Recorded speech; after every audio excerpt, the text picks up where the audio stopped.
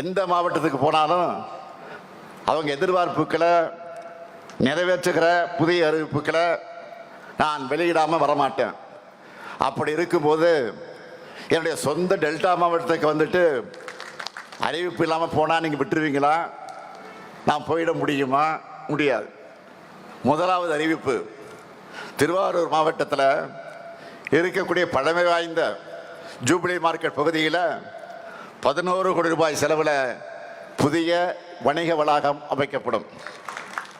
இரண்டாவது அறிவிப்பு, திருவாரூர் மாவட்ட மாணவர்கள் பயன்பெறக்கூடிய வகையில் நன்னிலம் வட்டம் பண்டாம்பாளை ஊராட்சியில் 56 கோடி ரூபாய் செலவில் அனைத்து வசதிகளோடு திருவாரூர் மாவட்ட மாதிரி பள்ளி புதிதாக அமைக்கப்படும்.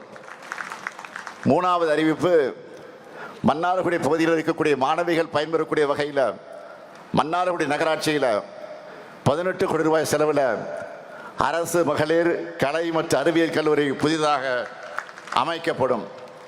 நான்காவது அறிவிப்பு, திருவாரூர் மாவட்டத்தில் இருக்கக்கூடிய ஆறுகள், வாய்க்கால்கள், வடிகால்களின் மதகுகள் மற்றும் நீர் ரெகுலேட்டர்கள் ஆகியவை 43 கோடி ரூபாய் செலவில் புனரமைக்கப்படும். ஐந்தாவது அறிவிப்பு, நன்னிலம் வட்டத்தில் இருக்கக்கூடிய பூந்தோட்டம் பகுதி மக்களோட நீண்டகால கோரிக்கையான புறவழிச்சாலை அமைப்பதற்கான விரிவான திட்ட அறிக்கை தயாரிக்கப்படும்.